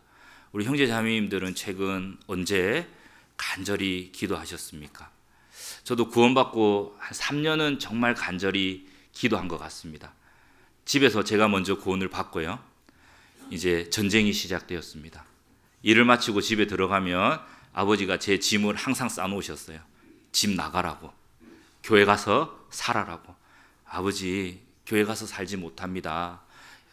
임대한 교회라서 12시가 되면 샤타가 내려갑니다. 예, 그 말 했다가 더 맞아 죽을 뻔했습니다. 3년 동안 그런 전쟁이 있었는데요, 그 전쟁 가운데는 늘 밤마다 울면서 기도했던 것 같습니다. 근데 3년이 지나면서 아버지가 이제 교회 가는 걸 허락하셨고, 그 대신 나에겐 전도하지 마라. 이제 그런 전쟁이 점점 줄어들다 보니 기도하는 모습이 간절하지 못하다는 것을 또 알게 되었습니다. 참 많은 핍박과 고난이 있을 때는 간절히 기도했는데요, 어느 순간 그 핍박이 없어지고 고난이 사라지니 그 기도하는 모습 또한 간절하지 못한 제 모습을 발견하게 되었습니다. 그런데 예수님은 방금 읽었던 이 말씀처럼 애써 더욱 간절히 기도했다고 되어 있어요. 여러분들은 최근 언제 간절히 기도하셨습니까?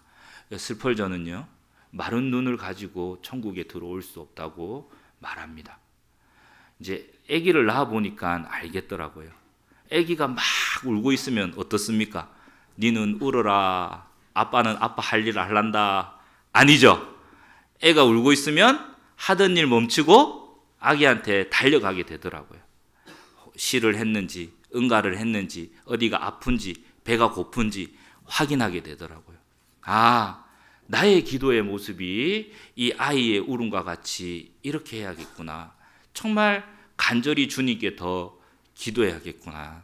그러면 주님께서 또 내 기도를 들어주시구나 라는 것을 또 한번 묵상한 적이 있습니다. 하순교회가 또 전도가 잘 되는 이유 중에 하나가 이 청년들이 대전도 집회가 있으면 3주 전부터 아침 7시에 교회당에 와서 월, 화, 수, 목, 금, 토 해서 주일 빼고 매일 아침 7시에 모여 말씀 같이 묵상하고 함께 기도하고 하루 일과를 시작합니다. 그런 기도 가운데 하나님께서 또 전도의 문을 열어주시고 또 구원받는 사람들을 날마다 더하시는 것 같습니다. 기도하는 교회는 하나님은 그 수를 더해 가시거든요. 자, 그리고 주여 무엇을 하리까? 이 교제에 대한 태도가 바울은 분명했던 거예요. 히브리서 10장입니다. 히브리서 10장.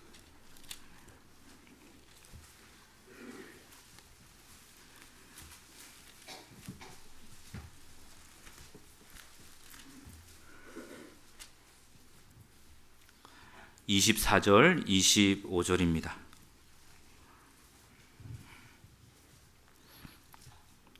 같이 읽겠습니다.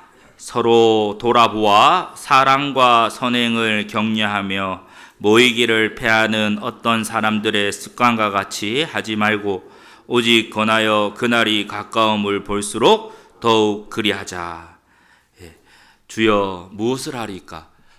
바울은 이 교제에 대한 태도를 분명히 할 것을 말합니다. 뿐만 아니라 바울은 자기가 복음을 전했던 곳에 다시 계속해서 가기를 원하죠. 교회에 대한 태도를 우리 또한 분명히 하셔야 돼요. 여기 24절에 보시면 서로 돌아보아 라고 되어 있어요. 목사님만 돌아보는 게 아닙니다. 봉사회장님만 돌아보는 게 아닙니다. 어머니 회장님만 돌아보는 게 아닙니다. 구역장님, 부구역장님, 조장님, 총무님, 찬양대장님, 주의자님, 그리고 교회학교 부장선생님만 돌아보는 게 아닙니다. 서로입니다. 서로 돌아보아. 혹 오늘 이 자리에 함께하여야 하지만 함께하지 못한 형제 자매님들이 분명히 계실 거예요. 혹 누구가 안 보인다면 구역장님이 전화하겠지, 조장님이 전화하겠지, 목사님이 찾아가겠지가 아니라 누군가는 우리의 연락을 기다리고 있어요. 서로 돌아보아. 이 돌아보아라는 원어를 찾아보면요, 카타노우멘이라는 헬라어로 되어 있습니다. 생각하다, 지배한다, 이런 뜻을 가지고 있어요. 즉 가족과 같은 형제 자매님들이 내 마음을 지배하고 생각한다, 이런 뜻으로 사용되고 있어요. 우리 형제 자매님들 마음 가운데는 누가 그 형제 자매님들의 마음을 지배하고 있습니까? 누가 생각나고 있습니까? 오늘 함께하지 못한 형제 자매님들을 생각하셔야 돼요. 어떻게 하느냐? 24절 보시면요, 사랑과 선행을 격려하며, 사랑으로 하셔야 됩니다. 예수님께서 말씀하셨습니다. 너희가 성경책을 들고 다녀야 내 제자인 줄 알리라. 맞습니까? 뭐라고 하셨습니까? 너희가 서로 사랑함으로 너희가 내 제자인 줄 알리라. 사랑할 때 우리가 주님의 제자이고, 우리가 사랑하는 모습을 통해 복음이 더 힘있게 전해질 수 있다는 거예요. 여기 크게 적혀 있습니다. 앞에 서로 사랑하라. 안 할 수가 없겠네요. 저렇게 크게 적혀져 있는데. 형제 자매님들은 이해의 대상이 아니라 사랑의 대상이라는 거예요. 그리고 격려하셔야 됩니다. 뿐만 아니라 25절 보시죠. 모이기를 패하는 어떤 사람들의 습관과 같이 하지 말고 오직 권하여 그날이 가까움을 볼수록 더욱 그리하자. 더욱 모이기에 힘써야 될 것을 말합니다. 초대교회가 복음이 활발히 전해지고 구원받는 사람들이 왜 많아졌을까요? 그 이유 중에 하나가 날마다 성전에 모이기를 힘썼거든요. 우리 양주교회 형제 자매님들은 모든 교제에 힘쓰고 계십니까? 그 태도를 분명하게 하셔야 돼요. 왜 힘써야 됩니까? 무리에게서 스스로 나뉘는 자는 온갖 참 지혜를 배척한다고. 자기 소욕을 쫓는 자니 온갖 참 지혜를 배척하느니라. 잠언 18장 1절 말씀이죠. 이 모든 교제 가운데는요, 주님이 와 계십니다. 오늘 저녁에 양주교회에 사도 바울이 특강하러 온다고 하죠. 이제 어떤 목사님이 이런 말씀을 하시던데요. 어떻게 하실까요? 바울이 온답니다. 오늘 특강하러. 어찌하시겠습니까? 전화 다 할 겁니다. 친구들한테. 우리 교회에 바울이 온대. 특강하러 온대. 아마 새벽부터 요 줄 서 있을 겁니다. 문 앞에. 앞자리에 앉으시려고. 맞죠?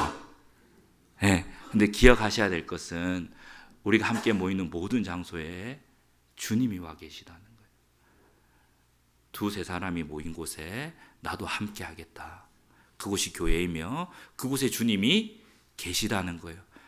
그러면 주님이 늘 계시는 교제 가운데 우리가 더 나가야 될까요? 아니면 아이고 늦었으니까 다음에 가지 뭐 해야 될까요? 늦어도 가셔야 돼요. 그 교제에 대한 태도를 분명히 할 때 전도가 됩니다. 왜 전도가 되냐? 사람의 행위가 여호와를 기쁘시게 하면 그 원수라도 화목하게 하시느니라. 우리가 교제에 나옴으로 인해서 내 가족들을 전도한다고 생각하시면 돼요.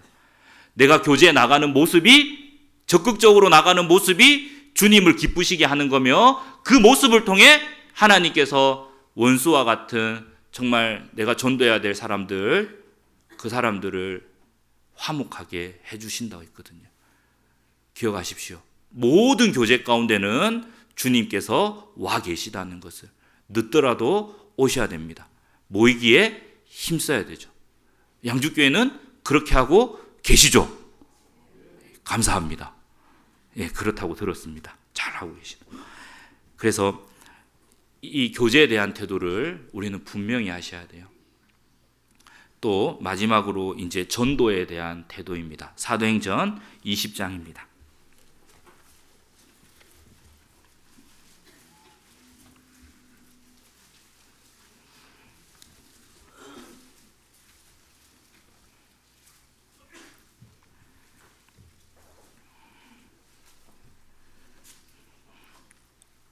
사도행전 20장 24절입니다. 같이 읽겠습니다.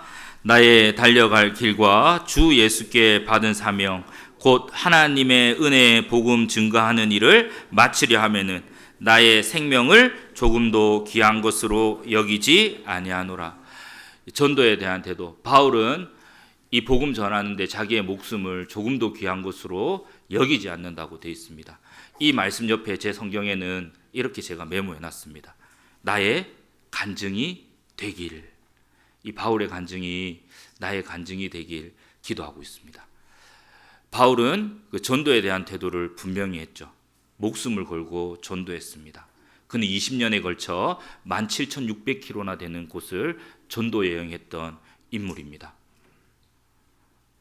그리고 그 바울은 이렇게 말합니다. 디모데후서 4장. 디모데후서 4장입니다.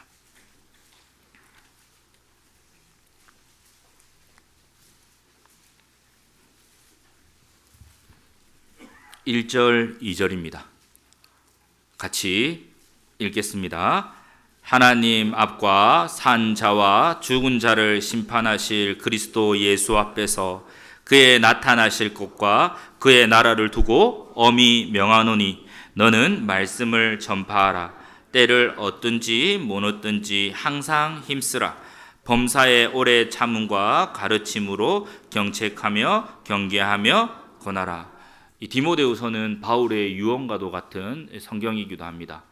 그리고 이 디모데후서 4장을 통해 복음을 전할 것을 말하고 있습니다.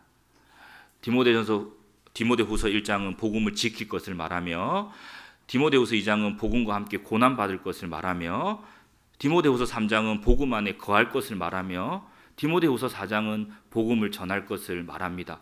복음을 지키고 복음과 함께 고난 받고 복음 안에 거하는 것은 궁극적인 목적은 복음을 전하기 위해서죠. 중요한 건 때를 얻든지 못 얻든지 항상 힘쓰라고 되어 있습니다. 저도 전도하다가 저희 이모부를 전도했는데요. 제 이모부가 좀 아프셨어요. 일이 바쁘셨습니다. 그래서 전도하러 갔다가 일이 바쁘시니까 다음 해야겠다 하고 돌아왔어요. 그리고 또 찾아뵀는데 이제 아프신 거예요. 너무 아프시다 보니까 좀 낫고 나면 이렇게 전도해야겠다. 그리고 다시 돌아왔어요. 제가 그때를 계속 정하고 있었던 거죠. 이제 그러다가 이모부가 이렇게 우울증이 와서 15층에 뛰어내려서 죽게 됩니다. 결국 그 책임은 제가 하나님 앞에 가면 받을 거예요. 그때 이 말씀이 정말 떠올랐습니다. 그래, 때를 얻든지 못 얻든지 전하라고 했는데 왜 내가 그 때를 늘 생각하고 고민했을까?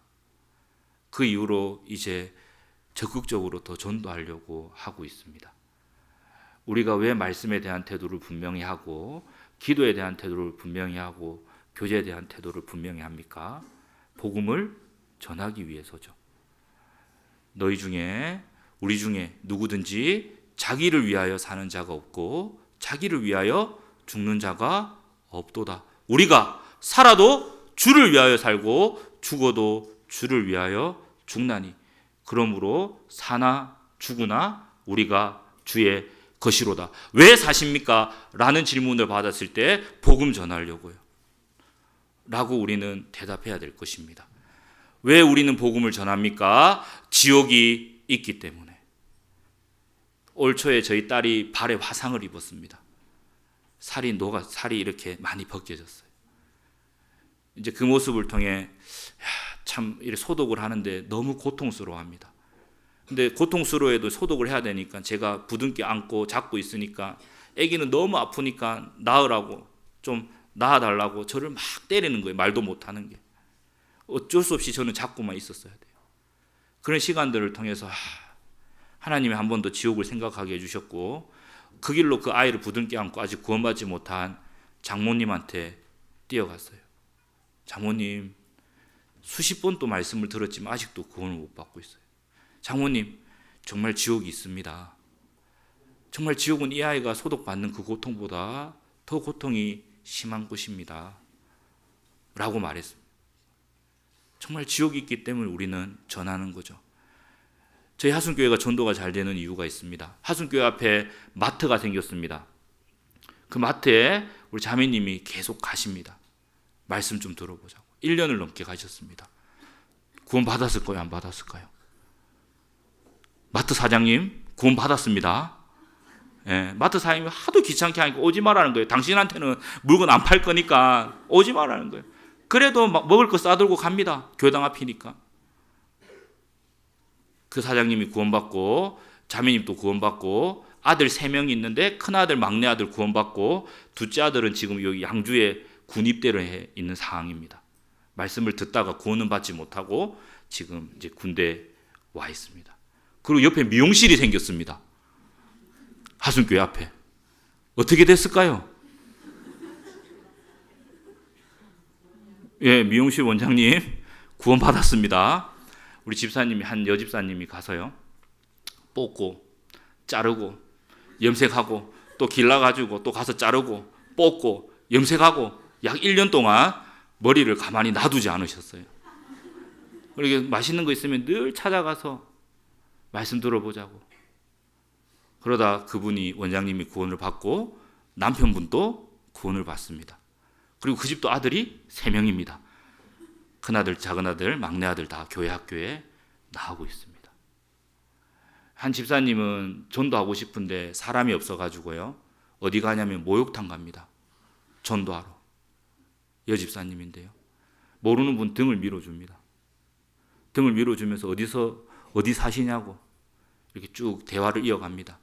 이제 등 이제 미신 분이 이제 우리 집사님한테 어디 사냐고 물어봅니다. 어디서 오셨냐고. 화순교에서 왔답니다. 우리 집사님. 집회하니까 한번 들어보자고. 전도할 사람이 없으니까 목욕탕 가서 전도하시는 거예요. 전도도 잘 하십니다. 그런 분들이 많습니다. 그리고 하순교회가 전도가 잘 되는 이유 중에 하나가 교회를 사랑하시는 분들이 참 많습니다. 교회에서 무슨 일을 하면 적극적으로 동참하시는 분들이 많습니다. 늘 감사했던 게 저희는 또 해외 선교를 열정적으로 하고 있습니다. 작년 필리핀 선교를 시작하면서 그 교회에 봉고차가 필요해서 광고를 했습니다. 광고를 하고 그 다음 주에 할머니 한 분이 신문지에 10,000원짜리를 사서 오셨어요. 전도인실로. 1년 동안 고추 농사 해가지고 장에 가서 팔고 모으신 돈이에요. 그 돈을 다 펴가지고 꼬깃꼬깃한 거 다 펴가지고 신문을 싸들고 찾아오셨어요. 100만 원이 좀 넘었습니다. 그리고 그 할머니가 많이 못 줘서 미안하다고.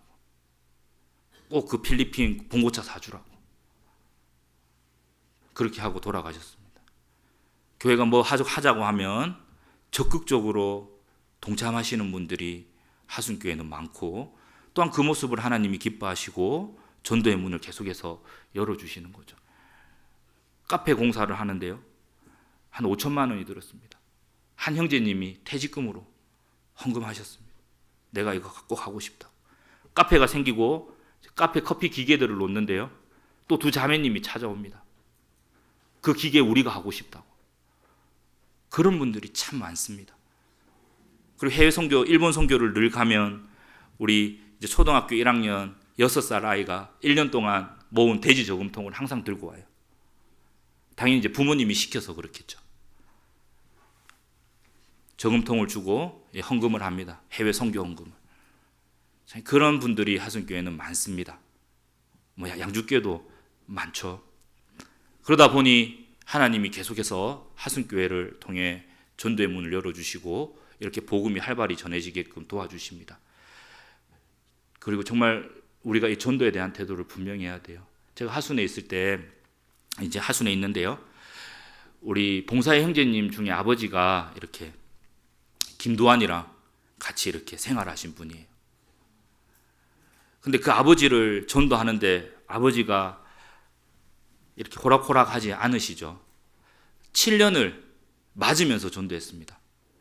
그 다 크신 봉사의 형제님이요, 아버지한테 가서 전도하면 아버지가 때립니다. 전하지 말라고. 니만 믿으라고. 그렇게 7년을 맞아가면서 전도했습니다. 그리고 그 7년째 되던 아버지가 때리면서 이제 그 형제님에게 물어봅니다. 야, 너는 속도 없냐고. 이렇게 맞아가면서 너는 전도하고 싶냐고. 근데 그 형제님이 아버지에게 뭐라고 하냐면 딱 한마디 했어요. 내 아버지잖아요. 내 아버지니까 전도하는 거라고.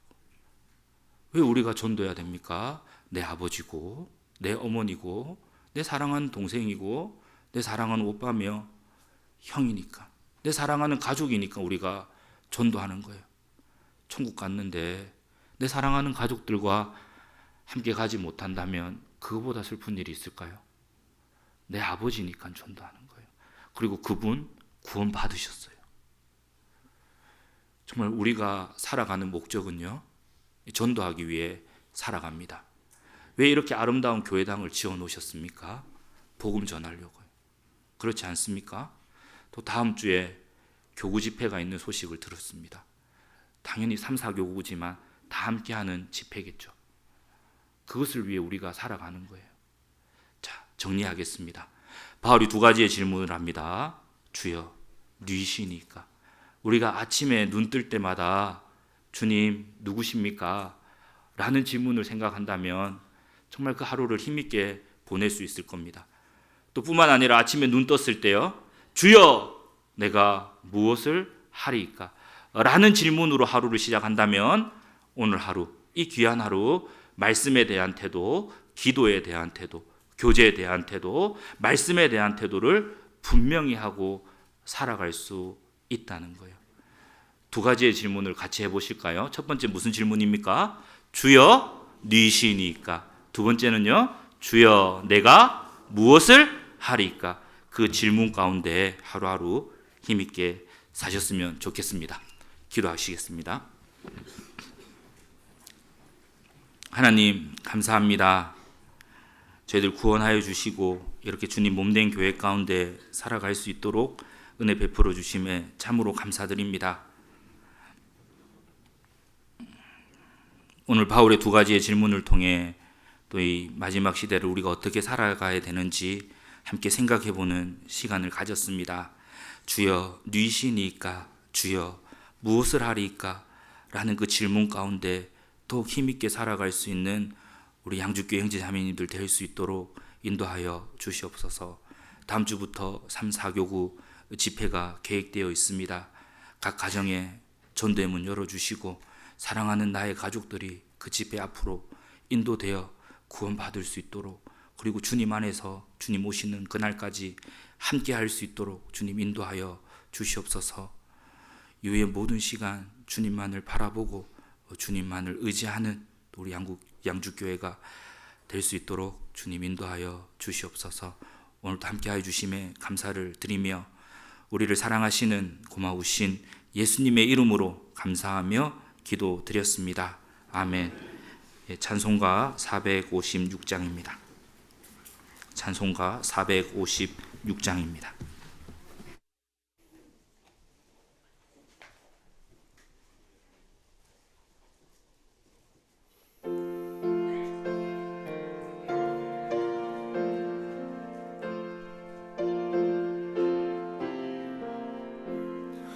주와 같이 길 가는 것 즐거운 일 아닌가. 우리 주님 걸어가신 발자취를 밟겠네. 한 걸음 한 걸음 주 예수와 함께 날마다 우리는 걷겠네. 어린아이 같은 우리 미련하고 약하나 주의 손에 이끌리어 생명길로 가겠네. 한 걸음 한 걸음 주 예수와 함께 날마다 우리는 걷겠네. 꽃이 피는 들판이나 험한 골짜기라도 주가 인도하는 대로 주와 같이 가겠네. 한 걸음 한 걸음 주 예수와 함께 날마다 우리는 걷겠네. 옛날 선지의 녹같이 우리들도 천국에 들려 올라갈 때까지 주와 같이 걷겠네. 한 걸음 한 걸음 주 예수와 함께 날마다 우리는 걷겠네.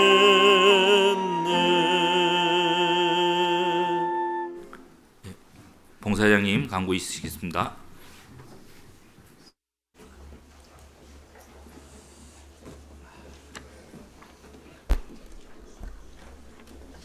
네, 광고 드리겠습니다. 3, 4교구 연합전도 집회가 일주일 앞으로 다가왔습니다. 소식 뒤편에 보면 기도 부탁자 명단이 있습니다. 기도 부탁자 명단 보고 기도해 주시고요. 그리고 말씀을 전하실 박윤번 목사님을 위해서도 기도해 주시기 바랍니다. 주간 일정 안내드리겠습니다. 화요일 날은 오전에 의정부 권역 모임이 포천교회당에서 있습니다. 그 참여하실 분은 9시 반까지 교회당으로 오시면 되겠습니다. 그리고 오후에는 31조, 32조 조모임이 있습니다. 교회 소식입니다. 청년 임원 수련회가 다음 주 금요일날, 토요일날 양주 교회당에서 있습니다. 그리고 세계 선교 수련회가 돌아오는 주일날 양주 교회당에서 있습니다. 서적부에서 내년도 달력과 성도 수첩 그리고 생명의 빛 정기 구독권을 신청을 받고 있습니다. 구역장님을 통해서 신청해 주시기 바랍니다. 담임 목사님은 내일부터 한 주간 부산 중부교회 대전도 집회 말씀을 전하러 가십니다. 그리고 박윤범 부목사님은 오늘 강진교회 설교 말씀을 하고 계십니다. 금일 모임 안내드리겠습니다. 이삭본 모임과 회별 모임은 1시 반에 있습니다. 그리고 봉사부서 모임은 3시에 있고요. 전도 상담부 모임 4시 반에 소강당에서 있습니다. 오늘 찬양의 밤 행사가 7시에 있습니다. 그래서 5시 반에서부터 식사가 되거든요. 그러니까 평소에 전도하려고 마음을 먹으셨던 분들 초대해도 가능하니까요. 누구나 참석이 가능하니까요. 참석하셔서 5시 반부터 식사하시고 7시에 찬양의 밤 행사에 참여할 수 있도록 그렇게 하시면 되겠습니다. 그리고 이제 찬양의 밤 행사를 위해서 청년회는 이 광고 이후에 잠깐 앞으로 모여서 강대상을 정리를 하도록 하겠습니다. 청년회는 모여주시고요. 그리고 12월 24일 날 성도 교제의 밤 준비를 위해서 잠시 모임을 가지려고 합니다. 각 회별 부서별장님은 잠깐 앞에 모여주시기 바랍니다. 이상 광고 마치겠습니다. 식사 맛있게 하십시오.